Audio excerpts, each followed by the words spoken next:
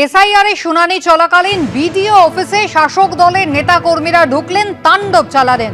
আর সেই ঘটনায় পুলিশ 6 জনকে গ্রেফতার করেছিল, যারা গতকাল জামিন পেলেন। আর তারপর শাসক দলের পক্ষ থেকেই তাদের দেওয়া হলো বীরের সম্বর্ধনা। জামিনের পর ধৃতদের সম্বর্ধনা দিলেন শাসক দলেরই নেতাকর্মীরা।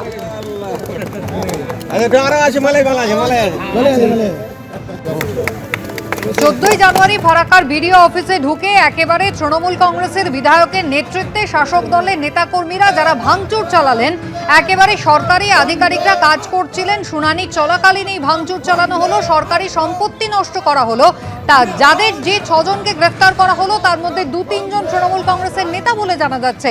আর তারা যখন গতকাল জামিন পেয়ে বেরিয়ে এলেন, সেই সময় একেবারে গাঁদা ফুলের মালা পরিয়ে তাদেরকে বীরের সম্বর্ধনা দিল সেই শাসক দল তৃণমূল কংগ্রেস।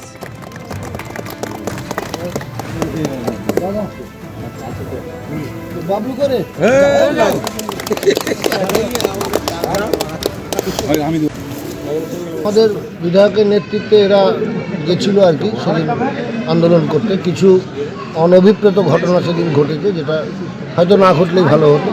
যাই হোক, সেটা জনরোষের প্রকাশ, এদের সঙ্গে সাধারণ মানুষ যুক্ত হয়ে গিয়ে কিছু অঘটন সেদিন ঘটে গেছিলো, যার জন্য আইন তো আইনের পথেই চলবে। পুলিশের কাজ করেছে, তাদেরকে অ্যারেস্ট করে বিচারালয়ে পাঠিয়েছিল।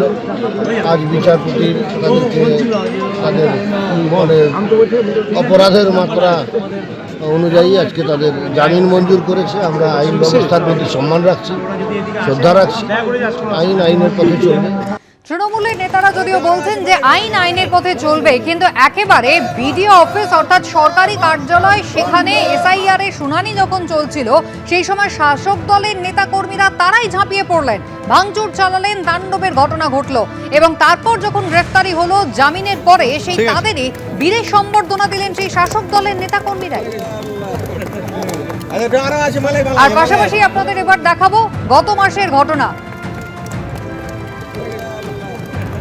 পরপর দুটো ঘটনা পরপর দেখতে পাচ্ছেন। 14 তারিখে যা ঘটনা ঘটেছিল, যেখানে তাণ্ডব চালানো হয়, একেবারে চেয়ার, টেবিল, আলমারি, আসবাবপত্র বিডিও অফিসে ফরাক্কার সমস্ত ভেঙে চুরমার করে দেন শাসক দলের নেতাকর্মীরা। একেবারে সামনের সারিতে মনিরুল ইসলাম অর্থাৎ শাসক দলের বিধায়ক, তাকে কিন্তু দেখা যাচ্ছে, যদিও তার টিকি কিন্তু এখনো পর্যন্ত পুলিশ ছুঁতে পারেনি, তিনি কিন্তু ধরাছোঁয়ার বাইরেই রয়েছেন। আর অন্যদিকে যে 6 জনকে গ্রেফতার করা হয়েছিল সেই ঘটনায়, তাদের মধ্যে 2 থেকে 3 জন তৃণমূলের নেতা। গতকাল যখন তারা জামিন পেলেন, দলের পক্ষ থেকে তাদের একেবারে স্বাগত জানানো হলো মালা পরিয়ে। এসআইআরের যে মানুষদের হয়রানির যে অনেক প্রতিবাদমূলক, যে অর্ধেক মানুষেরই নাম বাদ হয়ে যাচ্ছে, দ্বিতীয়বার তৃতীয়বার হিয়ারিংয়ে ডাকছে, যে মানুষ হয়রানি হচ্ছে, তার প্রতিবাদে গিয়েছিলাম। অনেকটা ব্লক নেতৃত্ব আমাদের সাথে টোটাল জড়িয়ে আছে। এবিপি আনন্দ, এগিয়ে থাকে, এগিয়ে রাখে।